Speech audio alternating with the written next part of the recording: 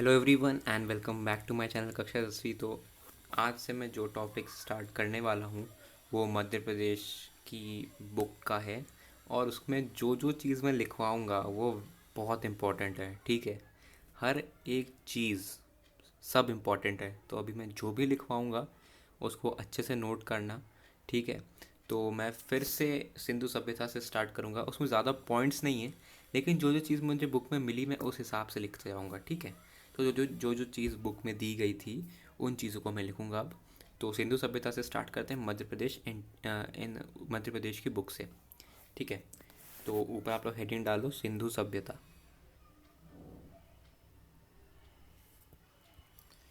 Dark colour, okay.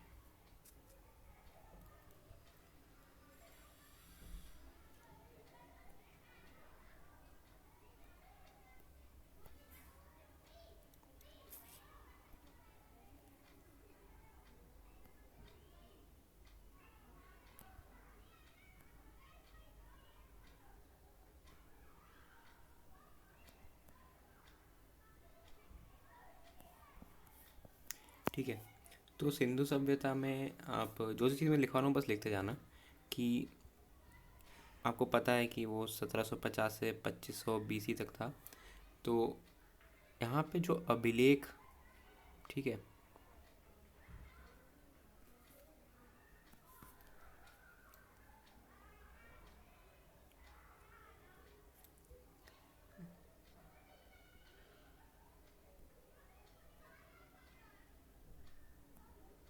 यहाँ पे सबसे लॉन्गेस्ट अभिलेख मिला, ठीक है।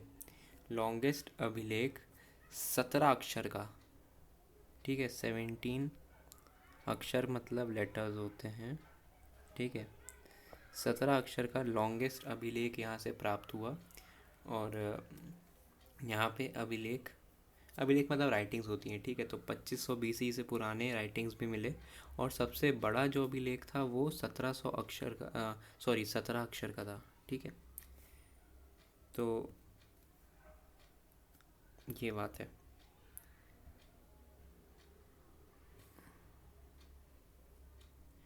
वेट अ मिनट, या तो 17 अक्षर का था। और ऋग्वेद जैसा मैंने पहले ही बताया था कि ये ओल्डेस्ट ग्रंथ है, तो दूसरा पॉइंट लिख देना।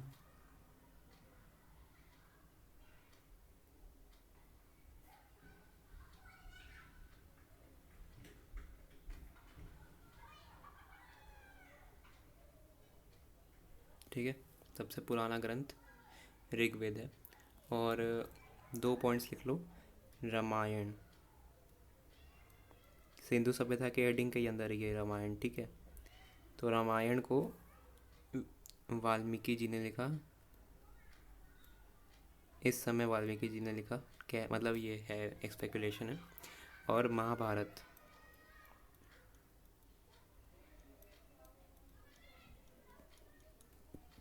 महाभारत को लिखा वेद व्यास ने इस समय। तो ये पॉइंट्स लिखते जाओ। वेद व्यास की स्पेलिंग है VEDVYAS, ठीक है। वाल्मीकि और वेद व्यास। अब दोनों लिखो जैन साहित्य, हेडिंग डालो।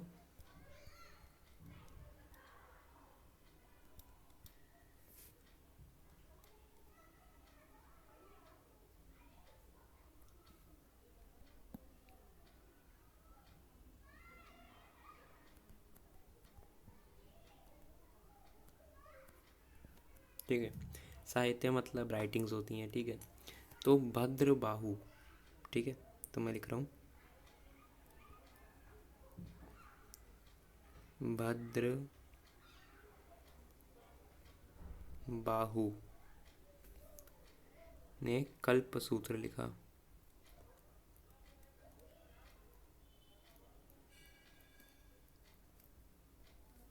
ठीक है। कल्प सूत्र लिखा।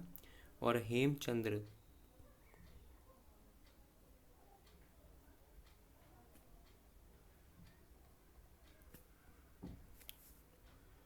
परिशिष्ट पर्वन ने लिखा,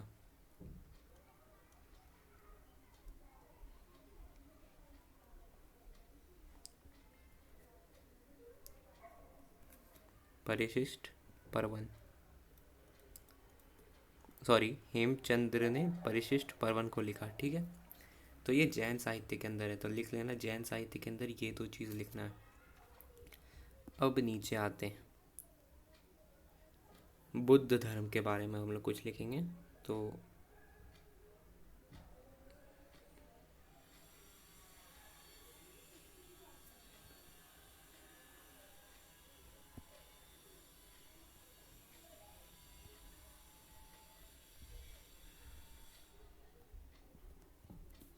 ठीक है, तो बुद्ध धर्म के बारे में लिखते हैं। तो त्रिपिटका, ठीक है, बुद्ध धर्म के अंदर आता है, तो ये लिख लो त्रिपिटका। इसका मतलब होता है 3 टोकरियाँ।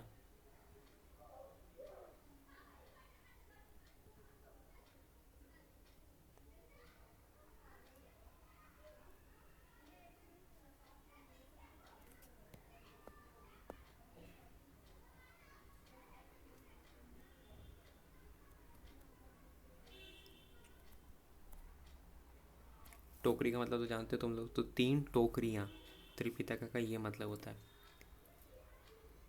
अब त्रिपिटका के अंदर क्या क्या चीज़ें हैं, तो विनय पट्टिका, ठीक है,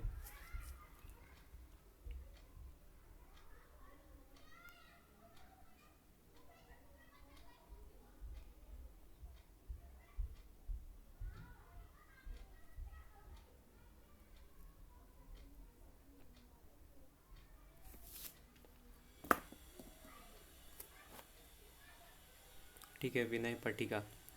ये हमारे दैनिक जीवन के नियम के बारे में, ठीक है, विनय पट्टिका दैनिक, ठीक है, दैनिक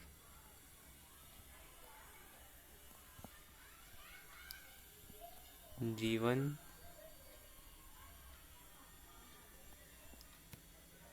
के नियम के बारे में है।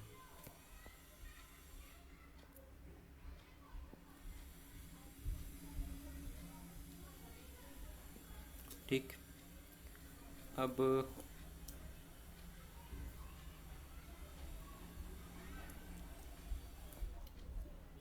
है सूत पट्टिका।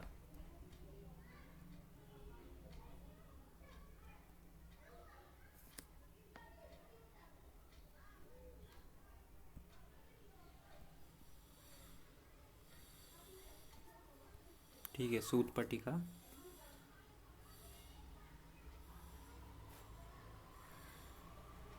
एक सेकेंड,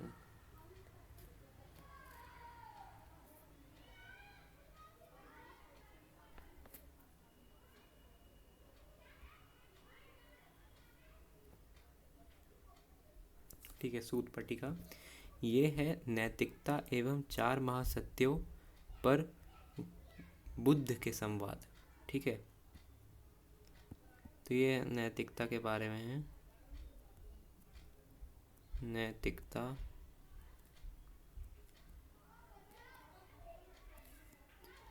एवं 4 महासत्यों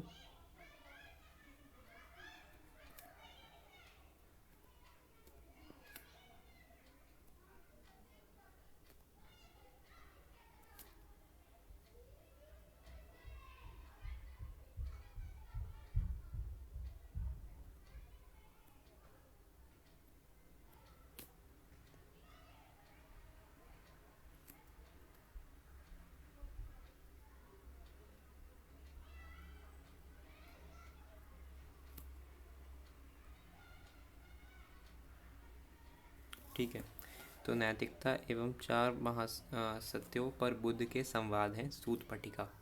और तीसरा है अभिधम्म पट्टिका, ठीक है,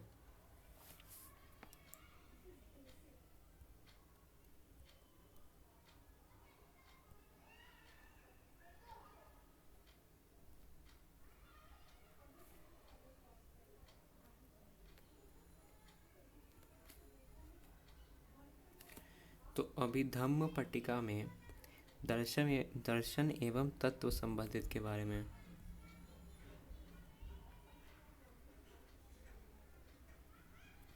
ठीक है, दर्शन एवं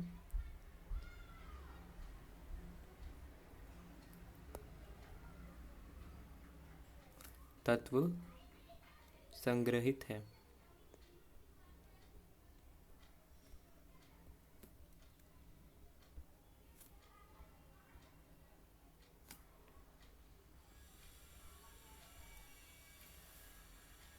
तो ये 3 चीज़ें हो गई। अब हमें जानना है मौर्य काल के बारे में। तो अब तुम लोग लिखना मौर्य काल, तो ये लिख लिए होगे आई होप सो कि ये त्रिपिटका क्या है। इनको बुद्ध धर्म के अंदर लिखना। त्रिपिटका मतलब 3 टोकरियाँ, विनय पट्टिका मतलब दैनिक जीवन के नियम, सूत पट्टिका मतलब नैतिकता, एवं 4 महासत्यों पर बुद्ध के संवाद। ठीक है। और अभिधम्म पट्टिका दर्शन एवं तत्व संग्रहित है। ठीक है। अब लिखो मौर्य काल, हेडिंग डालना मौर्य काल।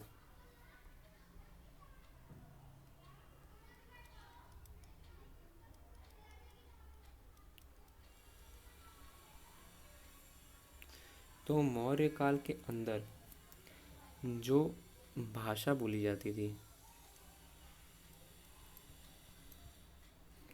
ठीक है, वो थी बाही,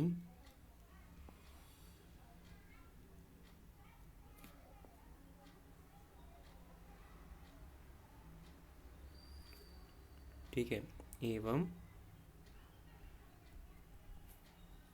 खरोष्ठी लिपि।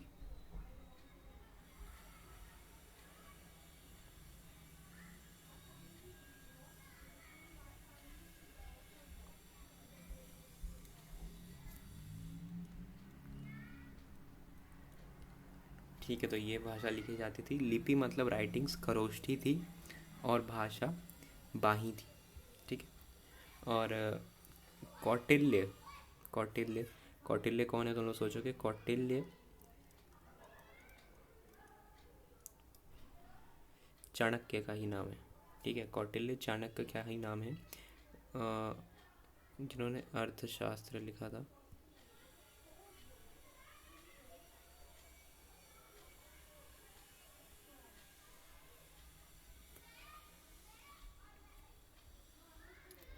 ठीक है। त्रिपिटका का संगठन, अभिधम्म पट्टिका का रचना, ठीक है, इस समय ही हुआ था ये सब। ठीक है। तो बौद्ध धर्म से रिलेटेड चीज़ तुम सब समझो तो मौर्य काल में बहुत ज़्यादा हुई थी। त्रिपिटका का संगठन हो गया, अभिधम्म पट्टिका की रचना हो गई, आचार शत्रु, भगवत सूत्री, ये नया चीज़ लिख लो, आचार शत्रु। ठीक है। आचार शत्रु, भगवती सूत्र,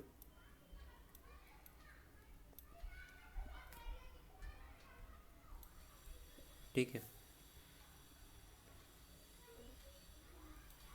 आचार शत्रु एवं भगवती सूत्र।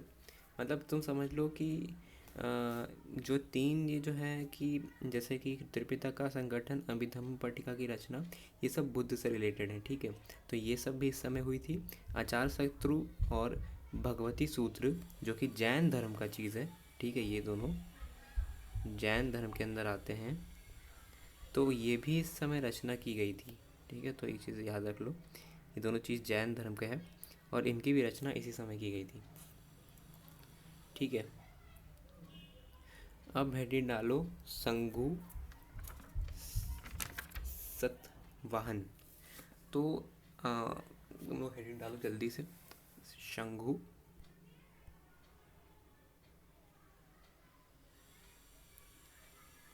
सतवाहन।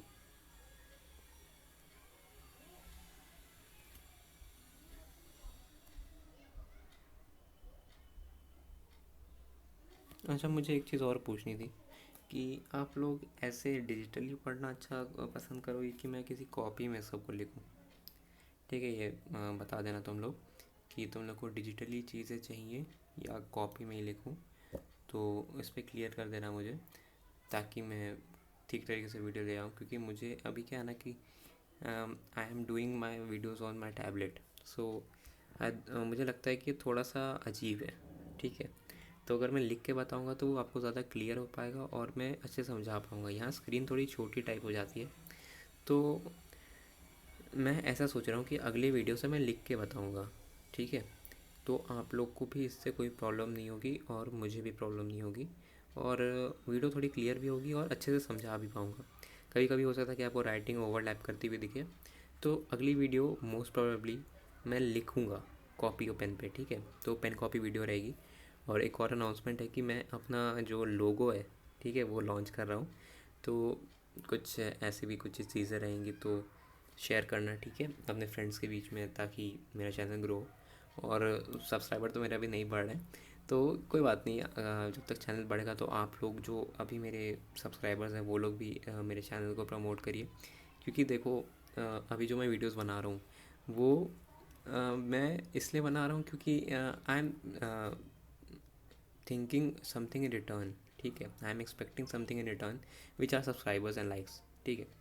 तो अगर वीडियो अच्छी लगती है तो लाइक ज़रूर कर दिया करो। और मैंने कुछ होमवर्क्स भी दिए थे, तो उन पे तुम लोग कमेंट भी कर दिया करो, ठीक है। कमेंट में क्या होगा, तुम लोग कुछ सीख पाओगे, ठीक है। अगर मुझसे भी कहीं गलती होगी तो तुम लोग उसको करेक्ट कर सकते हो। तो ये सब चीज़ें ज़रूर किया करो। और सब्सक्राइब भी अपने फ्रेंड्स को करवाओ। अब तुम लोग सेल्फिश मत हो जाना, मुझे पन लग रहा है कि तुम लोग सेल्फिश हो जाते होगे कि अरे मुझे ये चैनल मिल गया है, मैं पढ़ लूँगा इससे और कंपटीशन कम हो जाएगा अगर मेरे फ्रेंड्स ये सब नहीं मिले। तो ऐसा कभी मत सोचना, ठीक है। अगर तुम किसी को हेल्प करोगे तो तुम्हारे साथ भी अच्छा होगा, और तुम अगर इस चैनल को प्रमोट करोगे, ठीक है, तो it would be good for your friends also, ठीक है। तुम लोग एक उस पर आ पाओगे, सीख पाओगे। और ऐसा मत सोचना कि तुम किसी को अगर इसको इस चैनल को बढ़ा दिए या तुमने किसी इस चैनल को किसी को शेयर कर दिया तो वो तुमसे आगे निकल जाएगा, ठीक है। तो ऐसा कभी मत सोचना, इट डजेंट हैपन। क्योंकि जो बंदा मेरे साथ लास्ट तक रह गया एसएसटी पढ़ने में और मैट पढ़ने में, ठीक है, वो बंदा निकाल सकता है, ठीक है, अगर वो सिंसियरली पढ़ा तो, ठीक है। तो ऐसा कभी मत सोचना। और ये आज का लास्ट टॉपिक है। तो अगले टॉपिक्स में मैं पेन एंड कॉपी ही यूज़ करूँगा, क्योंकि मैं उससे जल्दी पढ़ा पाऊँगा, मुझे ये चीज़ लग रहा है। और मुझे आपको जल्दी पढ़ाने की ज़रूरत है भी, क्योंकि मैं एक हफ़्ते में एक वीडियो ला पाता हूँ, और मैं सोच रहा हूँ कि अब एक हफ़्ते में 2 या 3 वीडियो लाऊँ। तो it would be better for you all. तो अभी बस ये लिख लो, शंभु सतवाहन के नीचे पतंजलि, ठीक है।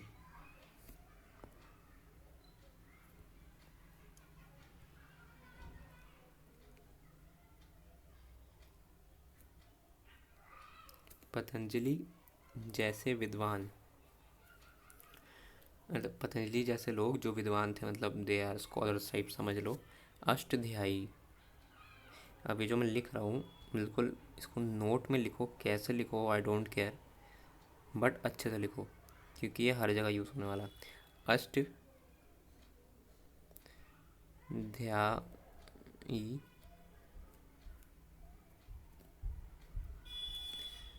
पर महाभाष्य लिखा, ठीक है। अष्टध्यायी पर महाभाष्य लिखा है पतंजलि ने। ये बाबा रामदेव वाला नहीं, पतंजलि नाम है किसी का, ठीक है।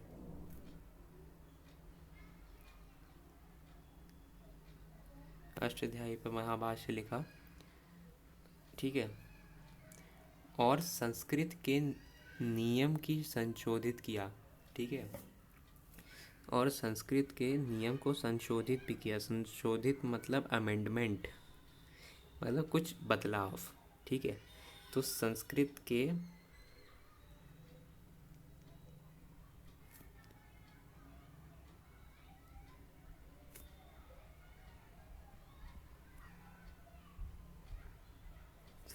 नियम की संस्कृत के नियम को संशोधित किया। संशोधित किया मतलब उसमें कुछ तुम कहो तो अमेंडमेंट, मतलब कि चेंजेस किए कुछ, ठीक है।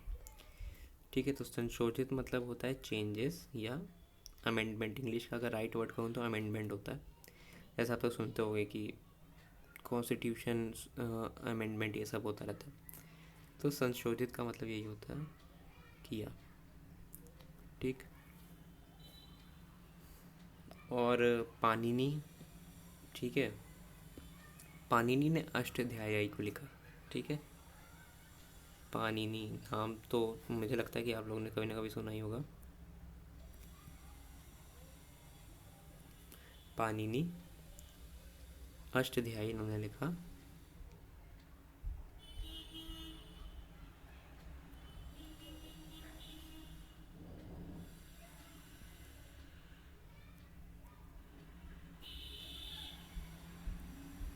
ठीक है, अष्टाध्यायी इन्होंने लिखा। और कालिदास ने, कालिदास तो आपने पक्का नाम सुना होगा, कालिदास भी इसी समय थे। और कालिदास ने मालविका,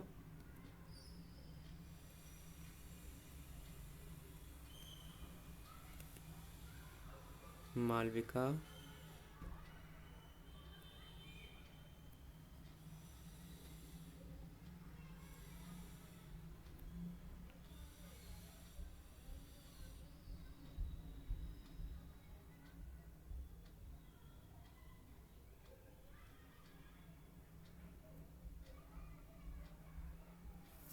कालिदास ने मालविकाग्निमित्रम लिखा। ठीक है, मालविकाग्निमित्रम, मालविकाग्निमित्रम। ठीक है, मालविकाग्निमित्रम, मालविकाग्निमित्रम, मलविकाग्निमित्रम जो कहना है कह लो, ये स्पेलिंग याद कर लो बस। ठीक है, मालविकाग्निमित्रम।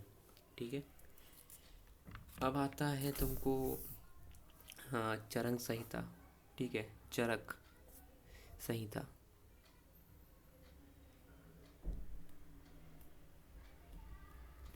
एक सेकेंड,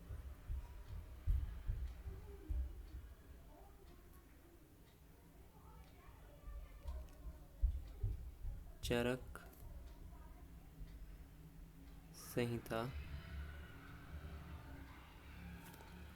चरक संहिता को आप सब जानते हो कि ये आयुर्वेदिक ग्रंथ है। ठीक है, चरक संहिता आयुर्वेदिक ग्रंथ का भी रचना इसी समय हुई। ठीक है, आयुर्वेदिक ग्रंथ।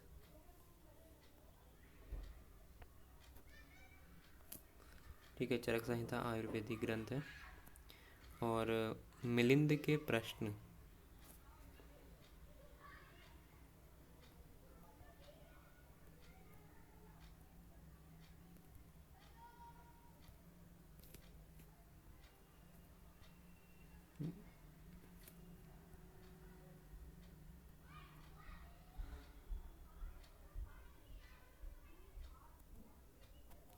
ठीक है, मिलिंद के प्रश्न को इसी समय नागसेन ने लिखा।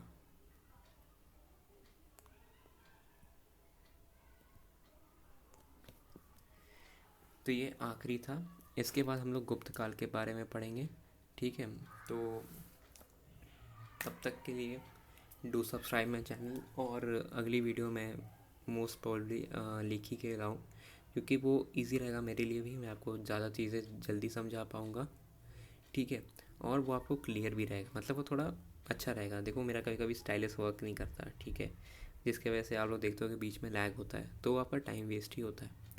तो अगली बार से मैं कोशिश करूँगा कि मैं आपको जल्दी से जल्दी पढ़ा पाऊँ और लिख के बता पाऊँ। ठीक है, और तुम लोग लाइक कर दिया करो वीडियो अगर अच्छी लगे हो तो, और सब्सक्राइब ज़रूर करना। ठीक है, तो मिलेंगे नेक्स्ट वीडियो में।